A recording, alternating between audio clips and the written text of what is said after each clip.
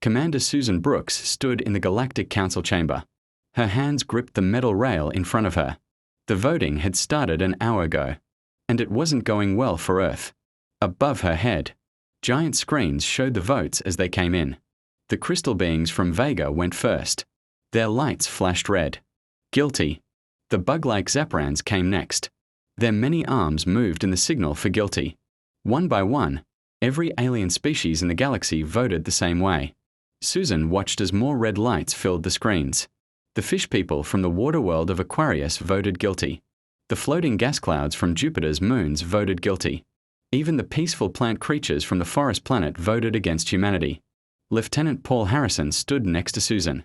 He was younger and couldn't hide his anger as well as she could.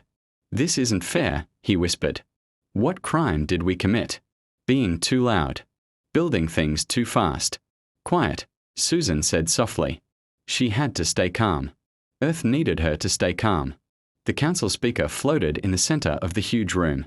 It looked like a giant octopus made of light. Its many tentacles moved in slow patterns as it spoke. "The voting is complete. All 212 member species have cast their votes." The room fell silent. Thousands of aliens from different worlds watched from the gallery seats. Some had scales, some had fur, some were made of rock or energy, but they all looked at the two humans with the same expression. Relief that the dangerous species would finally be contained. Earth stands accused of aggressive expansion, reckless technological development, and disturbing the peace of our galaxy, the speaker continued.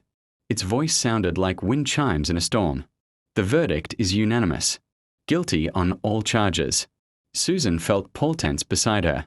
She put a hand on his arm. "Not yet. Let them finish. The sentence is exile," the speaker announced. "Earth and all human colonies must withdraw from galactic space. You have one standard cycle to remove your species from all territory outside your home system. Any humans found in council space after the deadline will be arrested. One standard cycle 6 months in Earth time." Susan did the math quickly in her head. Humanity had colonies on 43 worlds, space stations around 100 more mining operations, research bases, trade posts scattered across thousands of star systems. How could they move 3 billion people in 6 months? The speaker wasn't finished. During the evacuation period, human ships will be monitored. Any aggressive action will result in immediate military response. The jump gates to Earth will be sealed once the evacuation is complete. This exile is permanent now. Paul couldn't hold back. "You're condemning us to die. Earth alone can't support our population anymore. We need those colonies for food, for resources." Susan squeezed his arm harder. "Thank you for clarifying the terms," she said, her voice steady and clear. "The people of Earth accept the Council's decision. We will begin preparations immediately." The silence that followed was deafening. Aliens shifted in their seats, tentacles twitching, scales rustling. They had expected arguments, threats, maybe even violence. Humans were known for their emotional responses. This calm acceptance felt wrong. The Alterian ambassador, a tall being made of blue crystal, leaned forward. "You accept." Without protest, Susan turned to face the gallery. 3 billion humans were watching this moment through quantum communicators. Earth's colonies, its ships, its space stations. Everyone was waiting to hear what she would say. "Of course, we accept," Susan said. Her smile was polite, professional. "You've made your position very clear. Humanity is not welcome here. We understand completely." She turned back to the speaker. "We'll need the official evacuation order sent to all human settlements. I assume you have a list." The speaker's tentacles twisted in what might have been confusion. "Yes, of course. But, Commander Brooks, then we have a lot of work to do," Susan interrupted. "If you'll excuse us, we need to inform our people. 6 months isn't much time." She turned and walked toward the exit. Paul followed, his face still red with anger. As the doors closed behind them, Susan heard the aliens beginning to talk among themselves. They sounded worried. Good, she thought. They should be worried. In the hallway outside, Paul finally exploded. "Commander, how could you just accept that? They are destroying us." Susan kept walking. Her smile never wavered. "Paul, Do you remember the old Earth saying about not throwing stones in glass houses? What does that have to do with everything we've built out here? Every station, every colony, every jump gate. Who maintains it all? Paul stopped walking. Understanding dawned on his face. We do. Every trade route uses our gates. Every medical center runs on our technology. Half their food supply comes from human agricultural worlds. Susan's smile turned sharp. They want us gone. Fine. But they didn't say we had to leave our toys behind. Paul's anger transformed into something else. Something that looked like hope. We are taking it all with us. Every last bolt, Susan confirmed. They want a galaxy without humans. They're about to learn exactly what that means. As they walked toward their ship, Susan activated her communicator. She had calls to make, plans to set in motion.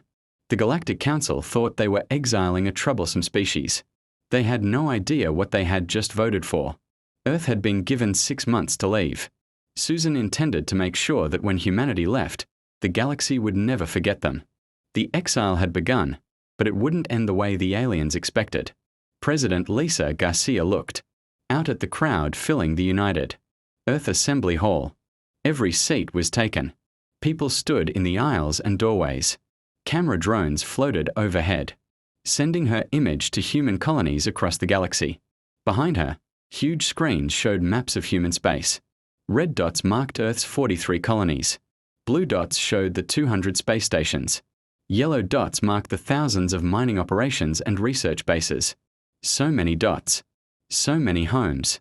My fellow humans, she began. Her voice was calm but strong. 3 days ago, the Galactic Council voted to exile us from their space. They gave us 6 months to leave. The crowd stirred but stayed quiet. They had all watched Commander Brooks accept the verdict. They knew this moment was coming. They think they're punishing us, Lisa continued. They think we'll crawl back to Earth with our heads down.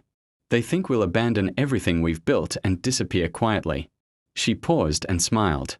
It wasn't a nice smile. They're wrong. The screens behind her changed. New images appeared. Massive transport ships bigger than any ever built. Construction robots working around the clock. Entire cities being carefully taken apart and packed into containers. I'm announcing Operation Exodus. Lisa said, we are not abandoning anything. We are taking it all with us. Every building, every machine, every grain of soil from our terraformed worlds. If they want us gone, we'll go. But we are not leaving them a single atom of human. Achievement. The crowd erupted. People cheered, cried, hugged each other. The sound was deafening. Captain Kevin Martinez watched the president's speech from the bridge of his ship, the Northern Star. Through the windows, he could see New Phoenix below, humanity's first colony outside the solar system. The city sprawled across the continent, home to 50 million people. Captain, we are getting the evacuation orders. His communications officer reported. Kevin nodded. Put them on the main screen. The orders were simple but shocking. Don't just evacuate the people. Take everything. Buildings, roads, power plants, even the topsoil from the farms. Leave nothing behind. Sir, that's impossible. His first officer, Janet Williams, said, how do we move an entire city? Kevin studied the plans that came with the orders. We don't move it. We take it apart piece by piece. Look, they're sending us construction drones, matter converters, molecular storage units. Everything goes into these new transport ships they're building. Janet whistled softly. They're really doing it. They're stealing our colonies back. Not stealing, Kevin corrected. It was always ours. We built it. We maintained it. Now we are taking it home. In the engineering section of Space Station Alpha, Chief Engineer Ryan Cooper worked with his team to understand their new orders. The station orbited a major trade hub where dozens of alien species met to exchange goods. Okay, people, listen up, Ryan said to his mixed human and alien crew. Earth wants us to start disconnecting our systems from the alien sections of the station. Talk. An insect like Zephyrin. Raise one of his 4 arms. But the human systems run everything. Life support, gravity, power generation. Without them, the alien sections won't function. Ryan shrugged. Not our problem anymore. They wanted us gone. Remember, we are just following orders. The human crew members exchanged knowing looks. The aliens looked worried. Over the next weeks, the galaxy watched in, growing alarm as humanity began the largest migration in history. The new transport ships were engineering marvels. Each one could hold an entire city, broken down and stored in compressed matter fields. On Harvest, the galaxy's biggest agricultural world, massive machines worked day and night. They scooped up the rich farm soil that humans had spent decades perfecting. They carefully dug up every fruit tree, every vegetable plant. They drained the lakes and packed up the water purification systems. The Ethethran observer sent to monitor the evacuation floated next to Farm Director Sarah. Kim. Its ghostly form flickered with distress. "You're taking the dirt?" It asked in disbelief. But this is a living world. "You can't just watch us," Sarah said cheerfully. "This soil has Earth bacteria in it. Earth nutrients. It's ours." Your counsel was very clear. They want everything human gone. We are just being thorough. She pointed to the massive excavators. "Don't worry. I'm sure the bedrock underneath will grow food just fine. Maybe in a few thousand years." The same scene played out across human space. Factories were dismantled bolt by bolt. Hospitals were packed up, including all the medical equipment and research data. Schools vanished overnight, taking their libraries and databases with them. But the real shock came when humans began dismantling the jump gate network. Admiral Julia Chun supervised the operation from the command station. The jump gates were huge structures that created artificial wormholes between star systems. Humanity had built most of them. "Gate 7 is ready for breakdown," her engineer reported. "Begin the process," Julia ordered. On the screen, the massive ring-shaped gate began to fold in on itself. Specialized ships moved in to collect the pieces. In minutes, the shortcut between two major trade systems vanished. Julia's communication system lit up with incoming messages. Dozens of alien species were calling, panicking about their trade routes. She ignored them all. Her Alterian aide approached carefully. "Admiral, the Council is demanding an explanation. Without the jump gates, travel between systems will take months instead of hours." Julia didn't look away from the screen. "Tell the Council they wanted us gone. The jump gates use human technology. We can't leave such dangerous equipment behind." "I'm sure they understand." The aide's crystal form flickered with worry. "But the entire galactic economy depends on those gates." Then they should have thought of that before they voted. By the end of the first month, the scope of humanity's departure was clear. They weren't just leaving. They were erasing every trace of their presence. And the galaxy was beginning to realize what they had done. Ambassador Kyle Thompson walked into the Galactic Council meeting room with a smile on his face. The alien delegates had called this emergency session after 2 months of human evacuation. They looked worried. Kyle liked that. The council speaker's tentacles moved nervously as Kyle took his seat. Around the table, representatives from dozens of species watched him carefully. "Ambassador Thompson," the speaker began, "we've called this meeting to discuss certain concerns about your evacuation procedures." Kyle leaned back in his chair. "Oh, is there a problem?" "We are leaving as requested. Actually, we are ahead of schedule." The vegan representative's crystal body flashed red. "You're dismantling the jump gates." "Yes," Kyle nodded. "Human technology very dangerous in the wrong hands. You said so yourselves during the trial. But the trade routes, a furry Centron started, will still exist," Kyle interrupted smoothly. "Ships can travel between stars the old-fashioned way. Takes a few months instead of a few hours. But I'm sure you'll adapt." The room erupted in angry voices. Tentacles waved, scales rattled, energy beings flickered. Kyle sat calmly through it all. That same polite smile, never leaving his face. Furthermore, the Regellian delegate screeched, "Your people are removing infrastructure from mixed-species colonies. Hospital equipment, power generators, water systems, all human designed and built." Kyle said, "We have the receipts if you'd like to see them." The Ethethran ambassador floated forward.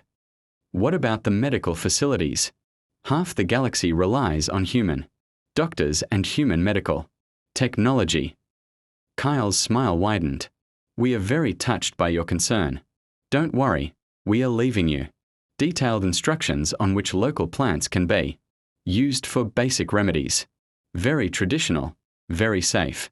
This is outrageous. The Zephyran representative's forearms waved frantically. You're destroying galactic civilization. No, Carl said, his voice suddenly sharp. We are removing human civilization. You voted for this. We're simply being thorough. On the mining world of DRA-7, Operations Manager Carol Foster supervised the final shutdown. The planet was ugly. Nothing but rocks and mining tunnels. But those tunnels held the galaxy's largest deposits of trilithium crystals, the power source for most advanced technology. Carol watched her crews carefully pack up every piece of mining equipment. Massive excavators, folded into impossibly small storage. Units using human compression. Technology. Kilometer-long conveyor systems vanished into transport containers. The Alterian overseer approached her, his blue crystal form pulsing with anxiety. Miss Foster, surely you're leaving the extraction systems. The galaxy needs these crystals. Carol checked her tablet. Sorry, but these are all human systems. The drills, the processors, the safety equipment, all ours. But without them, how will we mine the truthium? The old-fashioned way, I guess. Picks and shovels. Though I wouldn't recommend it. Trilithium is pretty toxic without proper handling equipment. She pointed to the nearest tunnel. We are also collapsing most of the mine shafts. Safety reasons. Can't leave dangerous holes in the ground. The Alterian's glow dimmed. You're sealing away the crystal deposits. Not our problem, Carol shrugged. You've got 4 months to figure something out. Meanwhile, at Research Station Gamma in the Horsehead Nebula, Dr. Amy Chen was having a similar conversation with her alien colleagues. The station had been a joint operation with scientists from many species working together. Annie, please beg Dr. Rix, a plant-like being from the forest world of Vidania. The plague cure research. Surely you'll share the data. My people are still suffering. Annie felt bad for Rix. They had worked together for years. But orders were orders. I'm sorry, Rix. All human-developed research has to come with us. Intellectual property laws. But we worked on it together. Rex's leaves turned brown with distress. You're right, Amy agreed. She handed Rix a small data pad. Here's all the research you personally contributed. Your observations, your theory notes. Everything else was processed through human computers using human methods. That makes it ours. She started packing up the laboratory equipment. Quantum microscopes went into cases. Bioscanners disappeared into storage units. Even the coffee machine got packed away. The navigation improvements for traveling through nebulas asked Teach. A gas being from Jupiter's moons. Human algorithms, Amy said. The gravity wave detection system. Human sensors. The cafeteria food recipes. Amy almost laughed. Definitely human. Though you're welcome to try recreating Thursday's meatloaf special. No one could figure out what was in it anyway. As the weeks passed, alien ships gathered near human facilities, watching the great dismantling. They sent message after message, growing more desperate with each passing day. Trade routes were failing. Medical crisis went untreated. Food supplies dwindled as human agricultural worlds packed up their farms. The elaborate web of galactic civilization built over. Centuries of cooperation was falling apart. In the council chambers, emergency sessions became daily events. The aliens argued among themselves, blamed each other, demanded solutions that didn't exist. Perhaps we could negotiate, suggested the vegan representative. One day, offer them something to leave the infrastructure. With what? Snapped the Etherian ambassador. They're taking their entire economy with them. What could we possibly offer? The council speaker's tentacles drooped. Maybe we could apologize. Ask them to stay. Silence filled the chamber. No one wanted to admit the truth. They had made a terrible mistake. The humans weren't just leaving. They were taking the heart of galactic civilization with them. And there were still 4 months left in the evacuation. Dr. Rachel Green stood in the empty hall of the Crimson Nebula Science Station. The research facility had once buzzing with activity. Scientists from 20 different species had worked here side by side. Now only the human staff remained, and they were leaving too.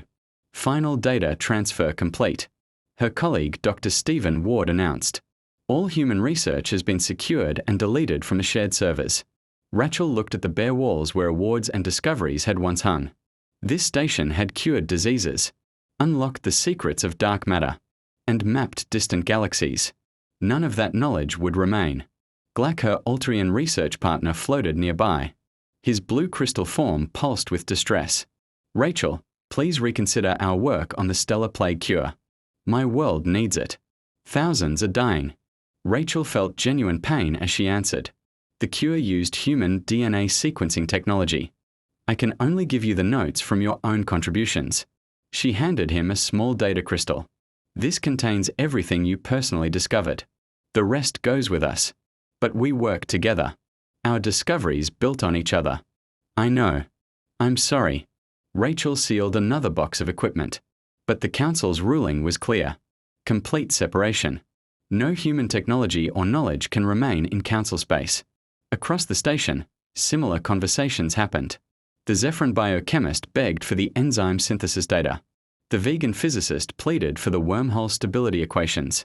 The humans could only shake their heads and continue packing. In the economic center of the Galactic Trade Hub, Director Gregory Adams oversaw the shutdown of humanity's financial systems. For over a century, Earth's banking networks had helped manage interstellar commerce. Now, those systems were going dark. Sir, I'm getting urgent calls from 17 planetary governments. His assistant, Lisa Park, reported. The Centauri Commonwealth says their entire pension system will collapse. Without our investment algorithms. Gregory didn't look up from his work. Not our problem. Transfer all human-owned asset.